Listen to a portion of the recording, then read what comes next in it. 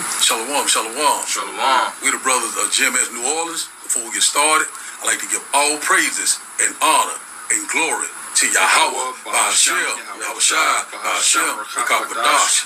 And double honor to those great millstone, what we learned is true. And also to the Hoof elect that is scattered abroad. I like to say, shalom. So, coming back today with another lesson about the beginning of sorrow, the birth pain, this transition to power. And we constantly seeing it right before our eyes. We're seeing that the prophecy right now speaking loud and clear right now. You know, also when you go to Matthew chapter 24, give you a guideline of what's to happen right before the great and glorious return of Yahweh, Ba'ashem, Yahushua. So it is fast to approach. And also we know that we're coming upon what Jacob's trouble, the hour of temptation, World War III. All these things are constantly being in the news, and the prophets already have prophesied about these things left and right. And we constantly warning you. You know what I'm saying? One thing about we know that we're very close. Our salvation is at the door. So we'll start first in Jeremiah chapter 28, verse 8. We start there. This is the book of Jeremiah chapter 28, verse 8. It says, the prophets that have been before me and before thee of old prophesied both against many countries and against great kingdoms, of war and of evil and of pestilence. Yeah, so right now, the prophets right now are the same prophet that was in ancient time, in Bible time, you know. So the spirit of the prophet is subject to the prophet. So they're warning you about what?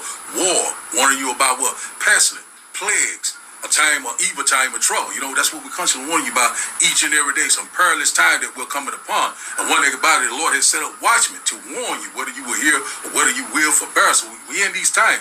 I'll read verse 9. Verse 9, it says, the prophet which prophesied of peace, when the word of the prophet shall come to pass, then shall the prophet be known. That's right. So, go ahead. That the Lord had truly sent him. So now we seeing right now these prophecies are coming to pass. They're lining up just like clockwork. And the Bible is a true book. When you go to Ezekiel chapter 33, verse 33, it said, you know, it said, and when these things come to pass, these prophecies, the signs of the time, then they shall know that a prophet was among them. So right now, they're seeing that things are lining up just like clockwork.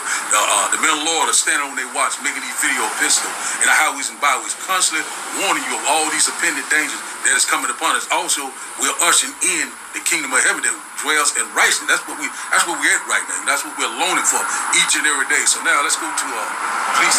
We got a quick one. Go ahead. Just to back up what you said about the Lord setting up watchmen. This is Ezekiel chapter 3, verse 17. Son of man, I have made thee a watchman unto the house of Israel. Therefore, hear the word at my mouth and give them warning from me. That's right. So the one thing about it, the Lord has set up watchmen. You know what I'm saying? His what? His mouthpiece, the prophets. You know what I'm saying? Constantly speaking the words of what? Yahweh Ba'ashem Yahushua. So when you go to Amos chapter 3, I think it's around verse 6 or 7, where it said he reveals his secrets to his servants, the prophet. So we're speaking. These are not our words. These are the words of who? Yahweh Ba'ashem Yahushua, the one that sent us. That's why the Lord said, once again, read that once again. Ezekiel chapter 3, verse 17. Son of man, I have made thee a watchman unto the house of Israel. Therefore, hear the word at my mouth. That's right. And give them warning from me. That's right. That's what we're doing. We're giving you warning from who? Yahweh Ba'ashem Yahushua. Don't want to say out of you, know what I'm saying? Out of you hear or out of you will forbear. It really does not matter. You know what I'm saying? You can't do nothing against the truth, but for the truth. So right now, we're in that time. You know what I'm saying? We're in the end time. We're living in the end time, real time. So let's get that Ecclesiastes chapter 3 to start up at the top. So when is that time in that season right now? Hey, man, we're here. This Ecclesiastes 3 and verse 1, it says, to everything there is a season, and a time to every purpose under the heaven. A time to be born and a time to die. Stop it right there. Verse 1 of the point I want to make. So it's a time and a season for everything. So we're in that time, we're in that season right now. You know, great tribulation, great sorrow, you know, it's great persecution, the beginning of sorrows, the birth pain. We're here right now. We're seeing it happening right before our eyes. But the Lord already said the end is not yet. These things right now is got to come before what? The kingdom of heaven that dwells in righteousness. So read on down to verse 4. Verse 2, it says, a time to be born and a time to die, a time to plant and a time to pluck up that which is planted, a time to kill and a time to heal, a time to break down and a time to build up. So okay, I'll stop it right there. So you saying right now, those time periods, you know, a time to heal, a time to die, you You know what I'm saying? It's time to get this word. You know what I'm saying? It's a time not to get this word. Where the Lord don't bring forth this last and total destruction. You know what I'm saying? He says in what? Proverbs chapter 1 says, they shall seek me early, they shall not find me. So we coming upon that time where the times and the seasons are getting ready to change. It's going to come a time which is called the famine of the word. So we coming upon that time, the famine of the word, the beginning of sorrows, great miseries, great sorrows, great mourning. A lot of things are coming upon us. That's what we're constantly warning you about, left and right. A lot of people are in for a rude awakening. Drop down to verse 8. The book of Ecclesiastes 3 and verse 8. It says, a time to love and a time to hate, a time of war and a time of peace. That's right. So we're in a time of what? War right now. We're seeing that the war drums are beating. We're seeing what's going over there in the Middle East. Things are constantly picking up in the Middle East between Iran and Israel. Also Russia, you know what I'm saying? China, all the major players are coming up on the scene. Ezekiel chapter 38, Jeremiah chapter 50, Jeremiah chapter 51. So we seeing these prophecies are lining up just like clockwork, a time of war. So when you go to, what is that? Revelation chapter 11 and verse 14, that, you know what I'm saying? So the third war has passed. And you get that right quick. So that's what we're seeing right now. So the third war is coming very quickly. Yeah, you go ahead and read. This Revelations 11 and 14, it says, the second war is past, and behold, the third coming quickly. That's right. So war goes into destruction. So the second war was World War II. You know what I'm saying? It has passed.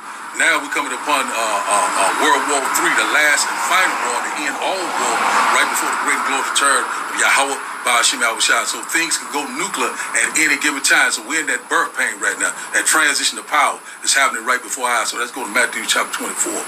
This is the book of Matthew chapter 24. I'm going to start at 21. It says, for then shall be great tribulation, such as was not since the beginning of the world to this time, no, nor ever shall be. That's it. So we're coming upon that time. We're going to see a time of trouble that we have never seen before. You know, when you go to Jeremiah chapter 30, verse 7, Jacob's trouble. You know what I'm saying? Who would be the most in trouble? The people of color, the Negroes, the Latinos, the Native Indians. I'm talking to you. You know, it's time to return to your true power while you still have time. And what that about, the time is going to be so great. The Lord is going to have to what? Have to use that supernatural intervention. When you go to Daniel chapter 12 and verse 1, Archangel Michael is going to have to stand up for the children of Israel. So we're going to have to be in that secret place of Yahweh Ba'ashim Yahushua. So I got something to back you up. Okay, go ahead. This that Jeremiah you just quoted. This Jeremiah 30 and 7. It says, at last, for that day is great, so that none is like it. It is even the time of Jacob's trouble, but ye shall be saved out of it. That's right. It said, who shall be saved out of it? It's talking about the 1/3, the elect. So you got the 2/3 that's going to be destroyed on this side. You know what I'm saying? 2 part there will be cut off and die. When you go to Zechariah chapter 13, I think 8 through 9. And then it said, but Jacob shall be saved out of it. So we know that Jacob, you know what I'm saying, was the progenitor of the 12 tribes of Israel. Jacob's name was later changed to Israel. So right now, that's where we at. So we seeing right now they constantly targeting the people of color. We seeing that now they setting up these facility. You know, it's an alligator. What is that? Alcatraz. You know, he's setting up all these different facilities. Saying that a lot of people here are illegal, but we know that this is a part of their plan. So they get ready to come up against the children of Israel to try to exterminate them. That's why it's called Jacob's trouble. You know, it's that time when, you know, it's going to be a lawless time. The Lord is not on your side, you will be told to destroy. But the Lord said, for the elect's sake, when you go back to Matthew chapter 24, go ahead. That's the very next verse. And except those days should be shortened, and there should no flesh, it's like this is Matthew 24 and 22. And except those days should be shortened, there should no flesh be saved. But for the elect's sake, those days shall be shortened. So those are the 1/3, the elect. The one the Lord is that remnant that the Lord is going to come back for. So we seeing right now they keep, you know, you see a lot of video where it said like the time is speeding up. You seeing that these hours just constantly flying left and right. That's the Lord is speeding up time. You know what I'm saying? He's constantly bringing this nightmare to an end. That's what we're constantly seeing each and every day. Like right now we out here teaching. The next thing you know is Monday morning. You know, so time is just passing like a blink of an eye. So Lord is accelerating time for the elect's sake. You know what I'm saying? Because one thing about it, you know, we're ready to get the hell out of here. You know what I'm saying? If you love it here, you get ready to die here. That's where we at right now. A lot of our people still are unbelieving, you know, still don't see the signs of the time, still is scoffing and mocking. But that is by the Lord is constantly rolling these prophecies out right before your eyes. You know, rumors of war, there's earthquakes in diverse places. You know what I'm saying? These volcanic activity throughout all these different strange weather patterns, extreme heat, a lot of things that the Lord is constantly showing. You know what I'm saying? And our people right now, you know what I'm saying? They seeing what's going on, but everybody still not believing. But the Lord is getting ready to make a believer out of a lot of our people. You know what I'm saying? When He bring that time of trouble, that a time of trouble that we've never seen before. Get 2 Ezra chapter 8 and verse 50. We get that. The Lord's going to bring all these great miseries and stuff. You want to say something?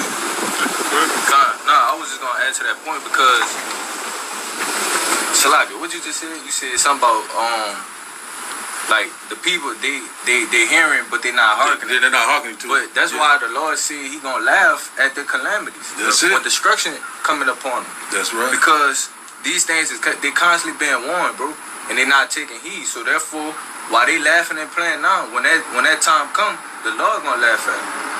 That's it. Shall laugh at your calamity. 2 Ezra chapter 8 and verse 50, we get that. You know, the Lord's getting ready to bring a lot of great misery, a lot of judgment getting ready to come upon us.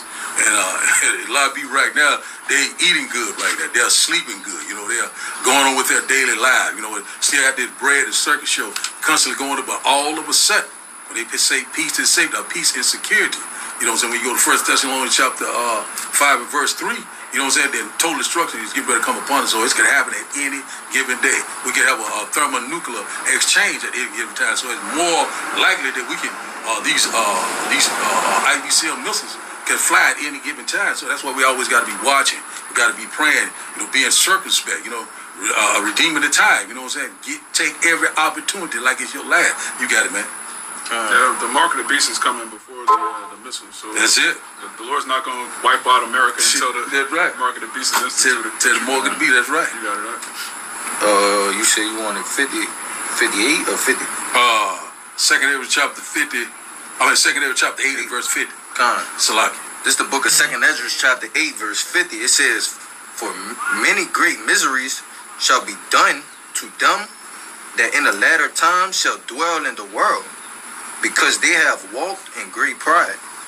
That's it. So that's right. That's what's getting ready to happen. The Lord is getting ready to cease the arrogance of the proud. You know, one thing about it, you know, this place is getting ready to be a third world country. The Lord's getting ready to break the staff of bread, your support, your livelihood.